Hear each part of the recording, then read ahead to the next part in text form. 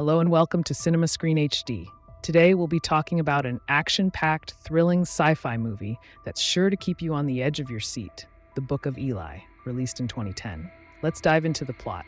Set in a post-apocalyptic world ravaged by a nuclear war, the movie follows the journey of a lone man navigating through a desolate and dangerous landscape. In this harsh environment, where the remnants of humanity are fighting for basic necessities like food, water, and clothing, this man embarks on a mission to protect and deliver a mysterious book he has been entrusted with for years. As he makes his way forward, numerous challenges and adversaries come his way, all trying to take the book from him.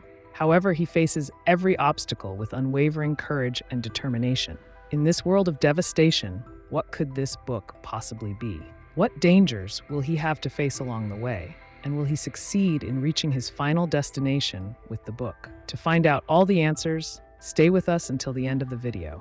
And before we move forward, if you haven't subscribed to our channel yet, make sure to hit the subscribe button and turn on the bell icon so you never miss an update. Now, let's dive into the video. The film begins by showing us a world completely devastated by a nuclear war. In this barren wasteland, we see a mutated cat being hunted by an individual. This person, who turns out to be the protagonist of the story, Eli, captures the cat and begins his journey. As Eli continues his journey, he comes across an abandoned vehicle. Stopping to inspect it, he searches for anything that might be of use.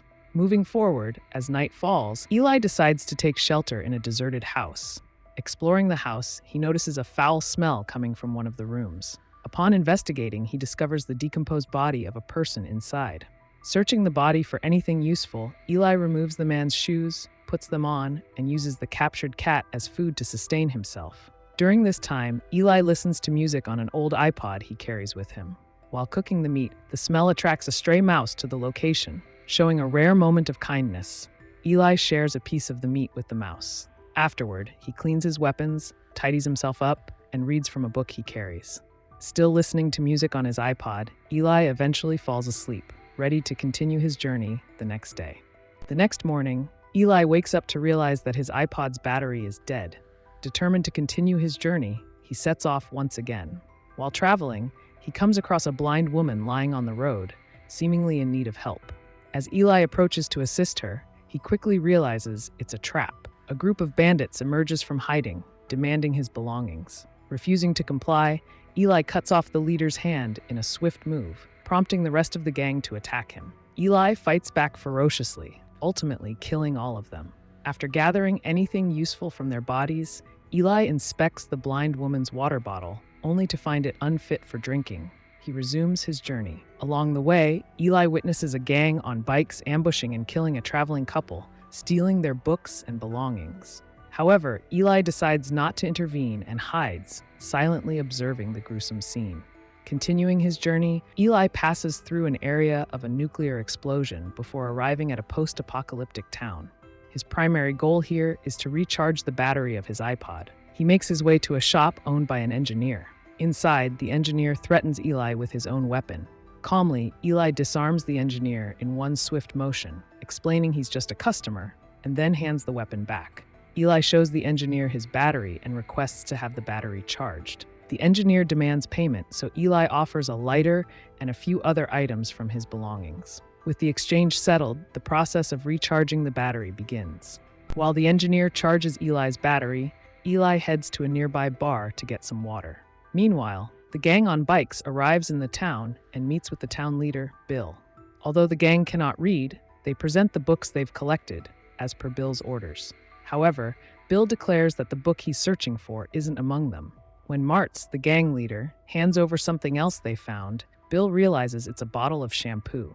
Delighted by this small luxury, Bill sends the gang out again, instructing them to continue searching for more books. Later, Bill goes to his blind wife, Claudia, and uses the newly discovered shampoo to wash her hair. At the bar, Eli asks for water. When told he needs to pay, he offers a pair of gloves in exchange. As the bartender accepts, a stray cat approaches Eli, but he pushes it away. Satisfied with the payment, the bartender instructs Solara, one of the workers, to fill Ellie's bottle with clean water. As Solara goes to fetch the water, Redridge, one of Bill's men, approaches her with flirtatious intentions, but she avoids him and continues her task. Back in the bar, Martz confronts Eli over his treatment of the cat, attempting to start a fight. Eli swiftly slams Martz's head onto a nearby table, delivering a severe warning. Martz tries to recover but dies from the blow, prompting the rest of the gang to attack Eli. In the ensuing violent fight, Eli emerges victorious, killing all the gang members without sustaining any injuries, as if protected by divine intervention. Hearing the commotion, Redridge arrives and prepares to shoot Eli. However, Bill stops him, choosing instead to speak with Eli. During their conversation, Bill learns that Eli possesses a book. Intrigued, Bill invites Eli to join his group, but Eli refuses. As Eli prepares to leave, Bill offers him a place to stay for the night, which Eli accepts. That evening, Bill and his group prepare a room for Eli. Claudia brings him food and water. During their interaction, Eli asks her if she lost her eyesight because of the war or due to exposure to sunlight. Claudia replies that she was born blind, then quietly leaves the room. A little while later, as Eli is reading his book, Solara tries to enter his room. Reacting quickly, Eli hides the book in the bed. When Solara steps inside, Eli learns from her that Bill sent her there to entertain him. Although Eli initially tries to send Solara away, she pleads, saying, "If I go back, Bill will hurt my mother." Moved by her words, Eli allows her to stay in the room. While they talk, Solara notices the hidden book. When she tries to take a closer look, Eli quickly retrieves it, places it in his bag, and locks it away. Curious, Solara asks about the book, but Eli remains silent, refusing to tell her anything. Sensing her discomfort, Eli invites Solara to share a meal with him. Before eating, Eli takes Solara's hands in praise, thanking God for the food. Together, they begin their meal. The next morning, Solara joins her mother Claudia for breakfast. To Claudia's surprise, Solara mimics Eli's prayer, inviting her mother to join hands and give thanks to God before eating. Bill, who happens to be nearby, notices this unusual act and realizes that Solara must have learned it from Eli. Intrigued, Bill questions Solara about what kind of book Eli possesses. When Solara refuses to answer, Bill becomes enraged and starts torturing Claudia. In desperation, Solara reveals that the book has a cross symbol on its cover. Realizing the book is a Bible, Bill becomes determined to obtain it. Bill and Redridge head to Eli's room, but they find it empty. Furious, Redridge kills the guard stationed at the door. By this time, Eli has already taken his recharged battery and is preparing to leave the town. Before he can escape, Bill and his gang surround him, demanding the Bible.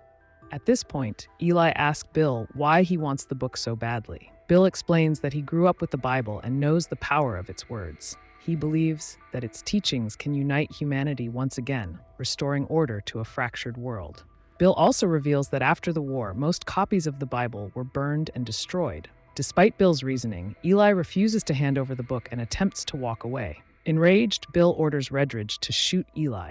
Redridge fires directly at Eli, but miraculously, none of the bullets hit him, as though a divine force is protecting him. Realizing their efforts are failing, Eli retaliates, opening fire on Bill's gang. During the intense gunfight, Bill is severely injured when a bullet strikes his leg. As the shooting subsides, Eli takes the opportunity to escape and resumes his journey. Later, Solara catches up to Eli, expressing her desire to join him on his journey. However, Eli is reluctant to let her come. Solara then offers to guide him to a nearby spring where he can refill his water supply.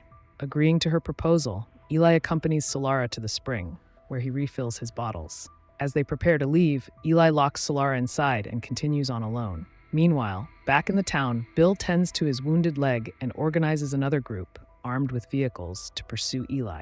Elsewhere, Solara manages to break free and ventures out, determined to find Eli. Along the way, she encounters the blind woman Eli had previously met, who is now in distress and pleading for assistance. When Solara tries to help her, two men emerge from hiding and attempt to assault her. At that moment, Eli arrives and kills the two men, rescuing Solara. With Solara now by his side, Eli allows her to join him, and they continue their journey together. Along the way, they hunt a bird to prepare for their evening meal. Meanwhile, Bill and his group discover the bodies of the men killed by Eli. As they investigate the area, they realize that Solara is traveling with Eli. That night, Eli and Solara find a place to rest. After finishing their meal, Eli reads from the Bible as usual, then carefully puts it back in his bag. When Solara asks where he is headed, Eli explains that a voice in his mind told him to take the book and head west, promising that the book would be safe there. He shares that the voice assured him he would be protected from any harm during his journey. Eli reveals that he has been walking westward for 30 years, following that guidance. Solara listens intently before they both go to sleep. While Eli sleeps, Solara wakes quietly and tries to open his bag to take the book. However, Eli wakes up and sternly tells her to go back to sleep. He then secures the book back in his bag. Solara, still curious, asks Eli to teach her how to read. The next morning, Eli and Solara continue their journey. Meanwhile, Bill and his group, tracking Eli's route, arrive at the place where Eli and Solara had camped. However, by the time they get there, the two have already left. As they travel further, Eli and Solara come across an old house that looks like someone might still live there. When they attempt to open the door, they fall into a trap set by the house's occupants. An elderly couple, George and Martha, emerge and question Eli and Solara about why they are there. The two explain that they were looking for water. Understanding their need, Martha invites them in for tea. As they talk and drink tea, George casually shows them a pit where he and Martha have buried the bodies of people who had come to harm them. Eli and Solara quickly realize that George and Martha are cannibals. Horrified, they prepare to leave the house. Before they can escape, Bill and his group arrive and surround the house. Bill demands that Eli and Solara surrender and come outside, but they refuse. A fierce gunfight breaks out between Bill's gang and those inside the house. During the chaos, several members of Bill's group, as well as George and Martha, are killed. Eventually, Bill and his group manage to capture both Eli and Solara. Bill demands that Eli reveal the location of the book, but Eli remains silent. Frustrated, Bill threatens to shoot Solara in the head if Eli doesn't comply. Left with no choice, Eli reluctantly tells them that the book is hidden inside the house. Bill and his men retrieve the Bible, and Bill shoots Eli. As Eli collapses in pain from the gunshot wound, Bill mockingly tells him, "Where's your protection now? Pray for me instead." Bill then leaves with Solara, taking the book with him. While traveling, Solara is forced into a vehicle driven by one of Bill's men. Acting quickly, she uses a piece of cloth to strangle the driver, causing the vehicle to crash. In the meantime, when the vehicle overturns, Redridge is killed by a knife that was in it. Bill and the rest of his gang, following in two other vehicles, stop and return to the overturned car. Seeing Solara emerge from the wreckage, she grabs a grenade from the vehicle and throws it toward the oncoming cars. One of the vehicles is destroyed in the explosion, but Bill's vehicle narrowly escapes unharmed. Solara then climbs into the wrecked car and begins her journey to find Eli again. Solara eventually returns to the house where Bill shot Eli, but Eli is nowhere to be seen. Determined, she continues westward in search of him. Along the way, she finds Eli, severely injured but still alive, struggling to walk. She helps him into a vehicle, and the two continue their journey westward. As they travel, Solara tends to Eli's wounds and questions him, asking why he gave the book to Bill when it clearly meant so much to him. Eli replies, "It's more important to work for others than just for yourself." As Eli and Solara continue their journey westward, they come across the Golden Gate Bridge. Solara halts the vehicle abruptly, realizing they cannot proceed further because a portion of the bridge has been destroyed. Meanwhile, we see Bill attempting to open the Bible he took from Eli, but he is unable to do so because Eli had locked it. Back in the city, Bill hands the Bible to an engineer to unlock it. Meanwhile, Eli and Solara spot a distant island with a large building and decide to head there using a boat. Upon reaching the island, the guards confront them, asking why they've come. Eli informs them that they have a King James Bible. At the same time, the engineer successfully unlocks the Bible, and Bill eagerly opens it. To his shock, he discovers the Bible is written in Braille, a system of writing for the blind. Realizing this, Bill asks Claudia if she can read it, but she regretfully admits that she has forgotten how to read Braille after not using it for so long. With all but one of Bill's men dead and his power over the townspeople dwindling, Bill is left helpless as the townsfolk ransack his home. All Bill can do now is watch as he loses control. On the island, Eli and Solara are guided into the building, which is revealed to be a sort of museum. Their guide explains that the building is a sanctuary for preserving the works of great authors and thinkers, though a Bible had been missing from their collection until now.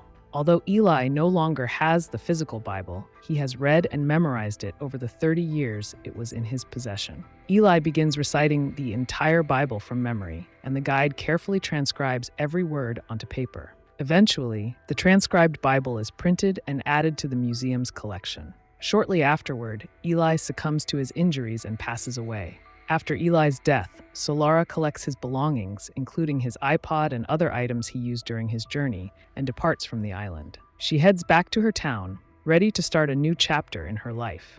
The movie concludes with a scene showing the printed Bible placed alongside other religious texts in the museum, symbolizing the preservation of knowledge and faith for future generations. So, what do you think about today's story? Don't forget to leave a comment and give a like below.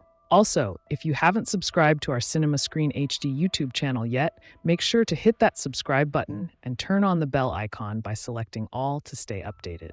That's it for today. We'll see you soon in the next video. Until then, have a great day, everyone.